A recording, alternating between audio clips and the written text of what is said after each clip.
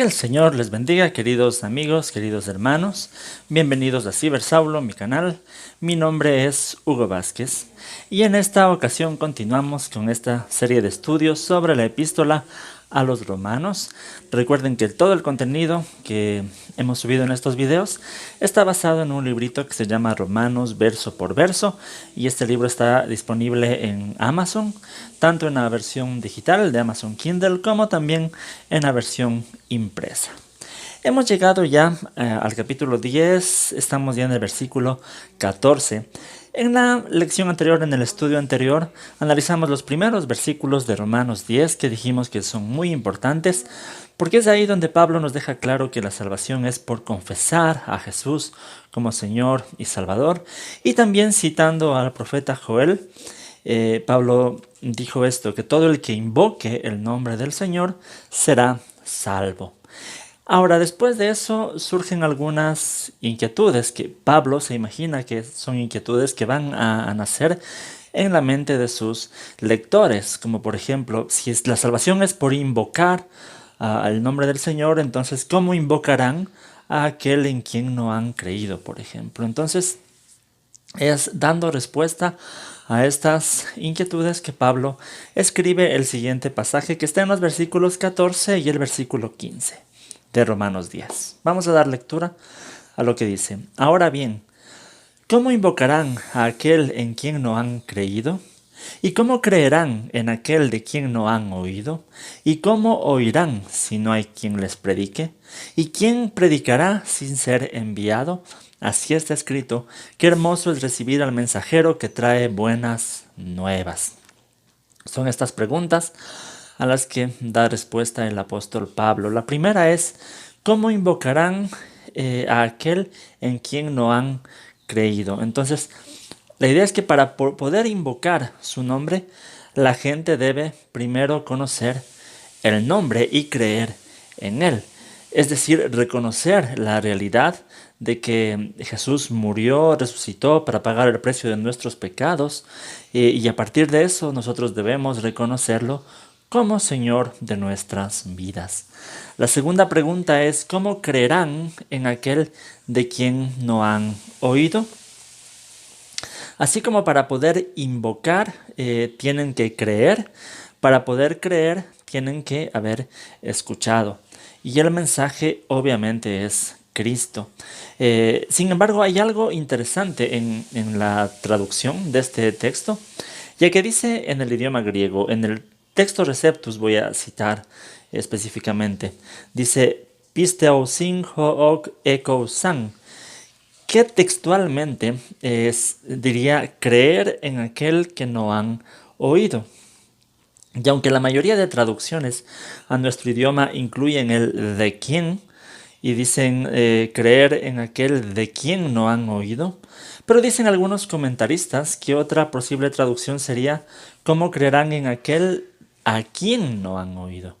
El sentido es un poco diferente, pero a la final el mensaje, sea de la persona que lo predica o lo que predica sea la palabra de Cristo, es como escucharla a Cristo mismo. Entonces esto es muy interesante. Cuando se escucha a alguien que predica la palabra de Dios, se está escuchando a Cristo mismo. Si lo que se predica es la palabra de Dios. La tercera pregunta es, ¿cómo creerán si no hay quien les predique? Pablo usa para predicar la palabra querigma, que también puede traducirse como proclamar. Ahora, debemos recordar que en el tiempo del apóstol Pablo, los medios de comunicación eran los heraldos. Un heraldo era alguien que se ponía en medio de una plaza, de un lugar público, y proclamaba alguna noticia.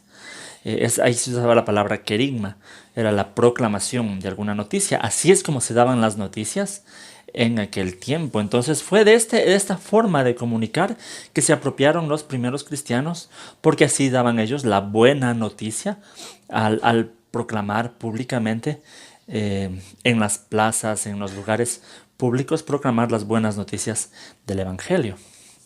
Ahora, aquí hay algo interesante. En nuestro tiempo los medios de comunicación han avanzado mucho. Las noticias ya no se dan proclamando en las plazas. Las noticias se dan por medios de comunicación más avanzados como la televisión o ahora en este caso internet, redes sociales. Entonces la pregunta que deberíamos hacernos es nosotros cómo estamos aprovechando los medios de comunicación de nuestro tiempo para dar la buena noticia. Si hoy las noticias se dan por internet, ¿por qué nosotros no damos la buena noticia también por internet? Es algo que yo siempre estoy motivando y alentando a las personas que están pendientes de este canal y de estos videos. Usemos las redes sociales, usemos estos medios para proclamar también el Evangelio de Jesús. Bien. Y la cuarta pregunta es, ¿quién predicará sin ser enviado? Aquí para enviado Pablo usa el término apostelo para referirse a alguien que es enviado. Recordemos que eso viene de la misma palabra apóstol, porque eso es lo que significa apóstol, uno enviado. Pero dejando claro aquí que en este caso vemos que Pablo se refiere a una misión de ser enviado, no se refiere a un puesto de autoridad. En este tiempo no podemos hablar de apóstoles como un puesto de autoridad, sino más bien hablamos de misioneros, alguien que es enviado a predicar el Evangelio. Eso es muy importante tenerlo en cuenta. Y luego Pablo dice, así está escrito, qué hermoso es recibir al mensajero que trae buenas nuevas. Pablo nuevamente deposita toda autoridad de sus palabras en las Escrituras al citar, en este caso cita Isaías 52:7, que dice, qué hermosos son sobre los montes los pies del que trae buenas nuevas, del que proclama la paz, del que anuncia buenas noticias, del que proclama la salvación, del que dice a Sión, tu Dios reina. En este pasaje Isaías se está refiriendo a un pueblo que está exiliado en Babilonia y se refiere al mensajero que da la noticia de que Dios los iba a salvar. Esa era una buena noticia para ellos, eso era un evangelio para ellos. Por eso Pablo aquí lo aplica al mensajero que trae las buenas noticias del evangelio, pero de Jesucristo. Esas sí son unas buenas noticias. Entonces, como conclusión de esta porción podemos decir que Pablo nos indica aquí cuál es el proceso para llevar a cabo la evangelización.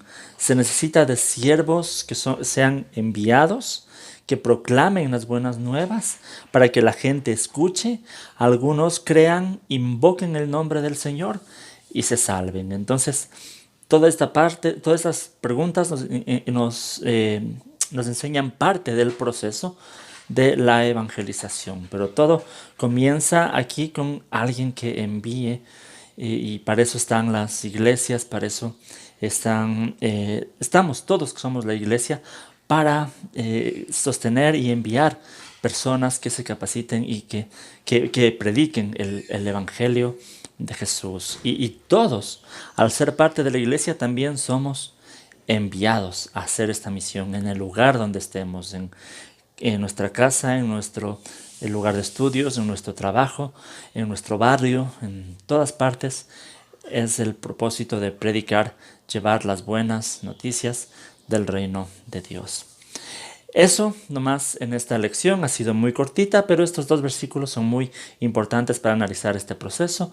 El próximo video analizaremos ahora las razones por las que Israel se volvió incrédulo y no creyó en estas noticias. Pablo nos va a hablar en el resto del capítulo 10 sobre este tema. Bien, hasta aquí esta lección. Yo les agradezco siempre por estar pendientes de todas estas lecciones. Recuerden que pueden suscribirse al canal y así no se pierdan cuando hay una nueva lección de esta serie o de otras series que tenemos en el canal, como ahora estamos siguiendo también la primera epístola de Juan, haciendo algunos mensajes expositivos de primera de Juan. Bien, gracias. Creo que este es el último video del 2019, entonces quiero aprovechar para desearles lo mejor en el próximo año. Que Dios les bendiga, que Dios respalde sus deseos y que Dios cumpla los anhelos de su corazón en el próximo año y que sus anhelos estén conectados con los anhelos del corazón de Dios, que es lo más importante. Entonces comencemos el nuevo año con una nueva motivación de seguir buscando a Dios y buscando el reino de Dios. Yo voy a seguir aquí en estos videos compartiendo con ustedes la palabra de Dios.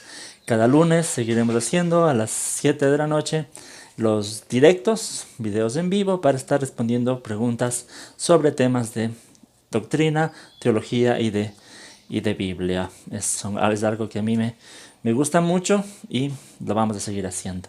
Recuerden que a finales de este año también creé un canal secundario que se llama Hugo Efraín Vázquez, para compartir cosas un poco más personales.